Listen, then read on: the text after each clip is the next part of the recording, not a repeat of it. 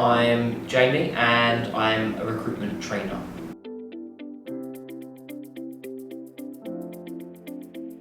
I think like most people, I didn't sort of exit the womb dreaming of being a recruitment consultant, but I kind of fell into it. I know that's like a sort of a stock answer, but yeah, I was working in retail. I heard of like lots of people leaving and working in recruitment, buying a Porsche in their first year, which was obviously nonsense. But yeah, just sort of got sold the dream a little bit and applied for some jobs, got one, and then that was it. I think it's one of those things where you kind of get stuck's the wrong word, but if you do reasonably well, it's very difficult to walk away.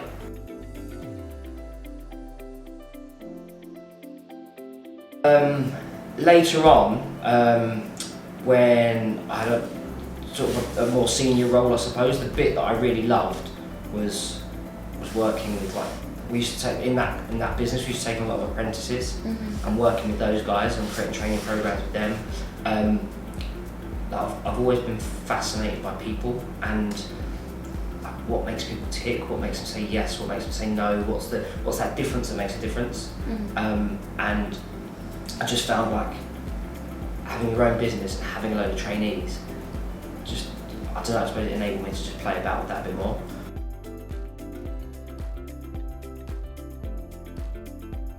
The favourite bit about the job now is also the variety. Like it's I worked with 22 different recruitment businesses last year, and they're all completely different. All completely different markets. Like everything from I don't know, manufacturing, where it's like really reactive temp resource, up to like $300,000 fees into US hedge funds. So it's like a really wide spectrum of different businesses. So that I love that bit as well. Yeah.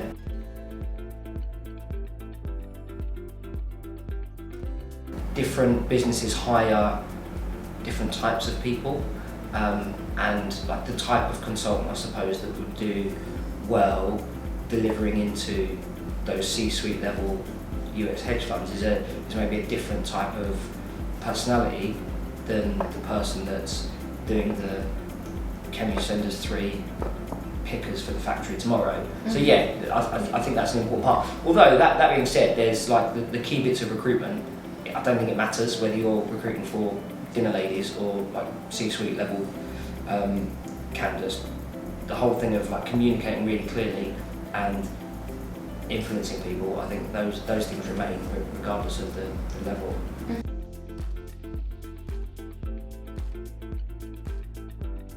I don't know if it's particularly the job, it maybe like the travel. I feel like I spend a lot of time in hotel rooms. Yeah. So maybe that thing there. I've had, I suppose the other thing is when, and I'm sure people have had this, where you go to a training session, you're like, oh god, that's amazing, I'm going to do all this stuff, and then you don't do any of it. So that can, and that's a very real thing. Like I'm not going to pretend that everyone does everything that we talk about in training. So that can be a bit of a bugbear, where you see something, you give someone like the structures to implement, and for whatever reason they don't. And maybe that's like a consultant level thing. Maybe that's a leadership thing. But yeah, I suppose that's a bugbear.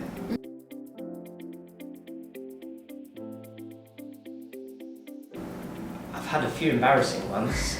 So I started like the training business in 2019, and I was full of enthusiasm, and I honestly I thought I knew it all, but I suppose I got maybe caught out. That was quite humbling, was actually realising that there's levels to this, and I wasn't at that level. But this big thing around like there's no failure, any feedback, so like go back and maybe that was a good thing, that it helps you sort of level up and play into that. Yeah, I suppose that would be a humbling thing. But then yeah, as a recruiter I had loads of embarrassing stuff. I spec'd out CV to someone's boss, and then followed up with a phone call and pitched the candidate. So that's probably as bad as it gets.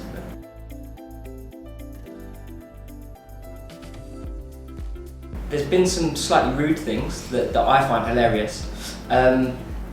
I don't know if it's necessarily funny. I think like something that I think lots of people want like some magic beans. They're like, okay, so I've got this this client and they've got a PSL and they're not willing to engage with any recruiters.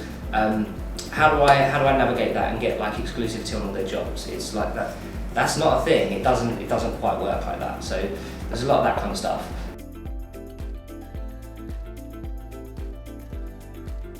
So I started in recruitment 16 years ago, and at the time I think if you joined like a Hayes or a Reed, there was probably like a 2-week intensive training program. I didn't work for either as an organisation, so some of this is assumptions, but you probably got like some structured training.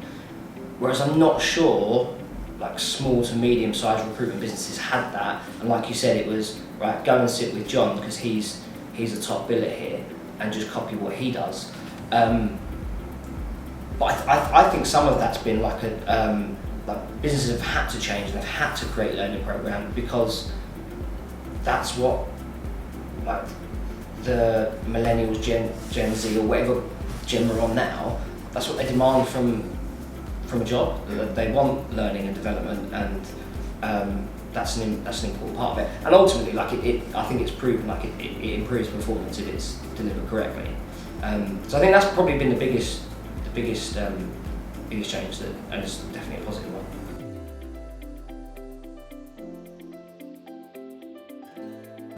I think like obviously COVID was a big thing, and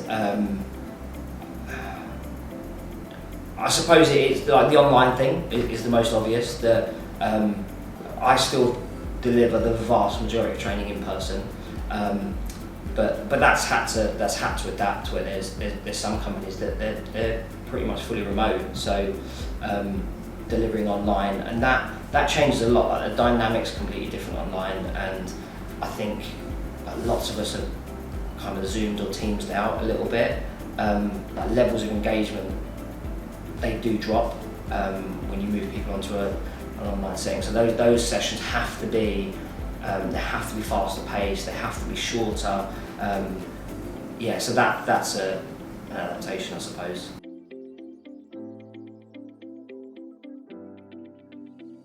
I think like referring things back to real life experience. And it doesn't always necessarily have to be my experience. I haven't like done everything and seen everything, but I think if ever you're going to deliver a piece of training, it has to be like I'm going to sound like a school teacher now, there has to be like a hook at the beginning of it. This is what we're learning, and then like this is where you can use this thing. Then you sort of explain the theory behind it, then demonstrate it, and then have some sort of exercise or practice of applying that thing.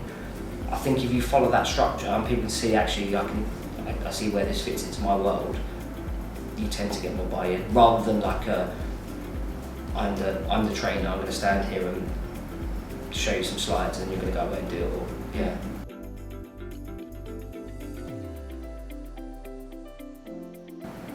I think the most important thing is consistency. Back to that thing I said earlier, that how many times you've been to a training session going, oh my god, that's amazing, and you forget half of it and there's no follow-up. I think that's the key thing, is having consistency. And that doesn't mean that it has to be like 5 hours every week of training. It doesn't. It's it could be something once a month, and it could be a morning once a month, or a couple of hours once, 90 minutes once a month. But having some consistency and an actual like almost a structure or a path of what people are going to learn over the course of 6 months, 12 months, or whatever that little time. And of course, like you have to be flexible, and if business circumstances change, then you want to be able to move that stuff around. But having a plan and some consistency, I think, is the most important thing.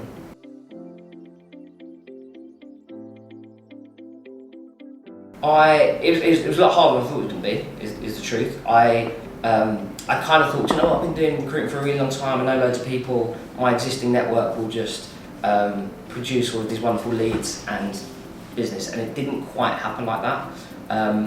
So I started the business in 2019 and began to get some traction and did like the standard. I'm still a one-man band, so I do all my own business development.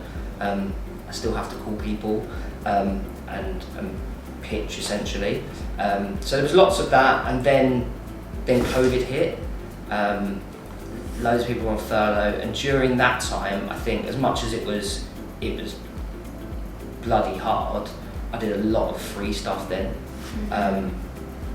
Obviously all online, and I think that really helped. Like in the long run, that's really helped to just sort of add value. So that was key to building the business, I suppose.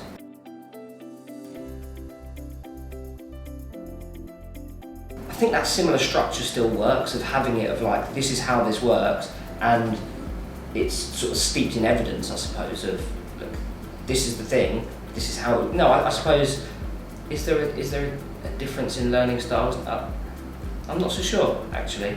In its most basic form, you have like VAK learners, like visual, auditory and kinesthetic learners, and I don't think that changes from whether you're training a 50-year-old or a 20-year-old. Yeah. And as long as like the training's fit for purpose and it combines those three things, it should appeal to the group. It should land.